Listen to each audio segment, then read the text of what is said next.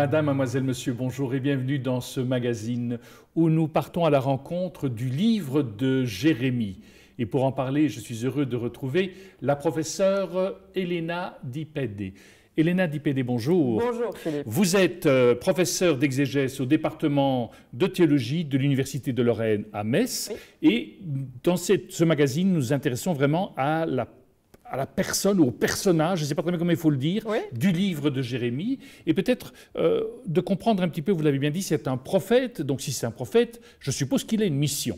Exactement, il a une mission, et dans le livre de Jérémie, cette mission, elle est énoncée dès le chapitre 1, que l'on a l'habitude d'appeler la vocation du prophète. Alors, le mot vocation dans l'imaginaire chrétien, catholique en particulier, ça fait penser à un appel à la vie religieuse, etc. Ce n'est pas exactement ça pour les prophètes, mais en tout cas, il est question d'une mission particulière, et pour Jérémie, elle est unique. Alors, je me permets de lire un verset. Le récit commence un peu plus tôt et c'est Jérémie lui-même qui raconte ce qui lui arrive, mais ce qui caractérise véritablement sa mission particulière est énoncé au verset 10 du chapitre 1 donc.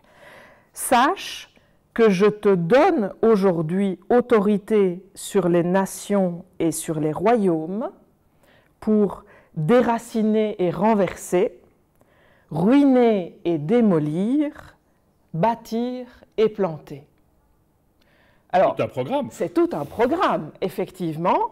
Et vous avez effectivement entendu qu'il y a 6 verbes, dont 4 sont vraiment négatifs, mais heureusement que ça ne s'arrête pas à ces verbes négatifs.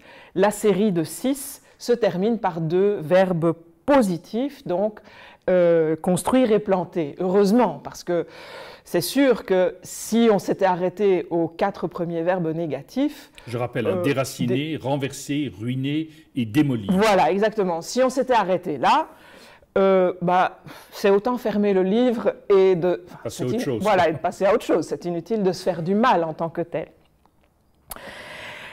Mais ça dit bien quelque chose de fondamental. C'est-à-dire que s'il faut arriver à déraciner, enfin à faire table rase, pourrait-on dire, hein, démolir, déraciner, détruire, etc. S'il faut faire table rase, c'est véritablement qu'il y a quelque chose qui ne va pas. Et ça fait partie intégrante de la mission du prophète, pointer ce qui ne va pas. Mais ça ne s'arrête pas là, puisque une fois qu'on a fait table rase, on va reconstruire positivement. Et ça, c'est l'autre face, pourrait-on dire, de la médaille de cette double mission du prophète, qui est à la fois de pointer ce qui ne va pas, mais non pas forcément pour culpabiliser ou détruire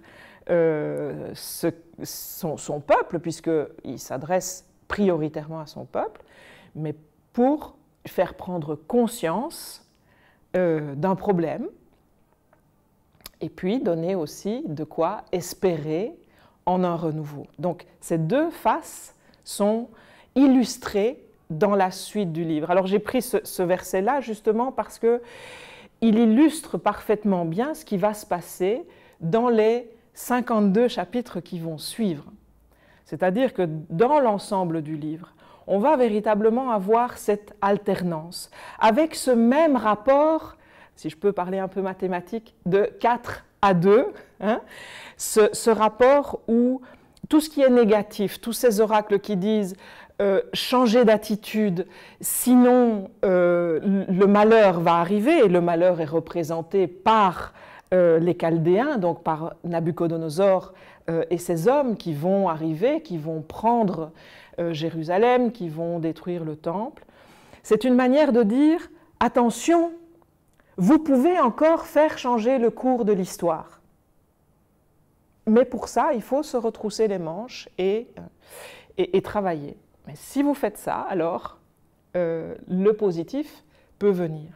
Alors on est avec Jérémie à un moment charnière, si vous voulez, de cette crise majeure dont on aura certainement l'occasion de parler aussi, qui s'appelle l'exil à Babylone. Donc le peuple qui est emmené hors de sa terre, loin de sa terre. On est environ au VIe siècle avant notre ère. Mais cette crise-là, elle est relue pour essayer de l'expliquer, parce qu'il faut essayer de comprendre une crise pour la dépasser. Et donc, le rapport de 6 à 2, si j'ose dire, c'est vraiment pour dire, voilà, il faut mettre les choses à plat, essayer de enlever, de détruire ce qui ne fonctionne pas, et puis après on peut reconstruire. Alors qu'est-ce qui ne va pas? Qu'est-ce que le prophète dénonce? En réalité, c'est toujours un petit peu la même chose. C'est le refus d'écouter une parole, qui est la parole d'Adonai, qui est la parole du Dieu d'Israël, qui est une parole exigeante, qui appelle à vivre en alliance, parce que cette alliance, c'est ce qui permet de vivre ensemble. Et qui permet de vivre ensemble, pas seulement entre l'Israël biblique et son Dieu, mais aussi avec les nations. D'ailleurs, c'est tout à fait caractéristique, toujours en lien avec la mission du prophète, le tout début du verset 10, mais aussi la fin du verset 5. Donc, la fin du verset 5, c'est ceci: « Je fais de toi un prophète pour les nations. » Et le début du verset 10 que je lisais tout à l'heure, « Je te donne autorité sur les nations et sur les royaumes. » Ça, c'est aussi très particulier dans la mission de Jérémie, c'est qu'il y a quelque chose d'universaliste. Il n'est pas d'abord envoyé à Israël. Il y a une parole qui semble concerner tout le monde. Alors, on peut dire, oui, bien sûr, c'est quand même une sorte de langage indirect, parce que Jérémie ne va pas faire le tour du Moyen-Orient à son époque pour s'adresser à l'Égypte, à Édom, à Babylone, etc. Même s'il y a des oracles contre les nations, hein, on en reparlera certainement. D'abord, il s'adresse à son peuple. Mais cette mission universaliste, elle pointe aussi quelque part la mission d'Israël lui-même. Et pour ça, on peut peut-être se reporter quelques chapitres plus loin, au chapitre 29, quand Jérémie, justement, envoie une lettre à ceux qui sont déjà à Babylone. Et à ceux qui sont déjà à Babylone, il leur dit « Construisez des maisons. À Babylone, donc construisez des maisons, habitez-les, plantez des jardins et mangez-en les fruits. Prenez femmes, ayez des garçons, des filles, occupez-vous de marier vos fils et de donner vos filles en mariage pour qu'elles aient des garçons et des filles.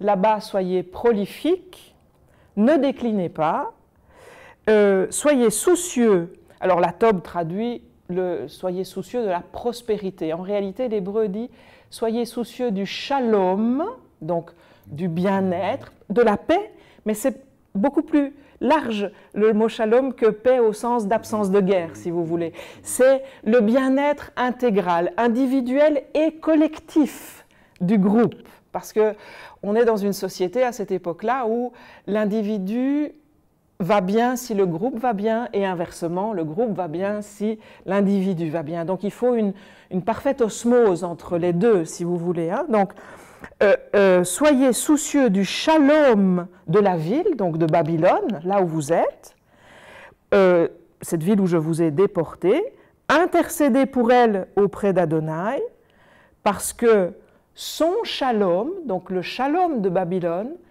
est la condition de votre shalom. Alors ça, c'est très intéressant par rapport à la mission du prophète, parce que ceux qui, parmi nos téléspectateurs, sont un petit peu plus familiers du langage biblique, ont peut-être repensé à la Genèse. Vous vous souvenez quand, en Genèse 1, Adonai dit à l'humain, l'Élohim créateur dit à l'humain, multipliez, soyez prolifiques, etc. Ici, ce passage, il fait un peu écho par les termes employés à ce passage-là. Et puis ça fait écho aussi, d'une certaine manière, à la mission d'Abraham. Vous vous souvenez, Adonai qui dit « Aux nations où tu iras, ceux qui te béniront, je les bénirai ». Eh bien, ça c'est le travail au fond, d'Israël, c'est de l'Israël biblique. C'est d'amener la bénédiction d'Adonai aux nations. Eh bien, Jérémie est en train de dire à ses contemporains, et ça fait entièrement partie de sa mission, il faut que vous renouiez, même dans cette situation difficile de l'exil, il faut que vous renouiez avec cette mission première, qui est la vôtre, celle de travailler à la bénédiction, au shalom, parce que du shalom des uns dépend aussi celui des autres. Et ça, c'est tout à fait particulier chez Jérémie, d'autres prophètes le diront aussi, mais avec d'autres mots.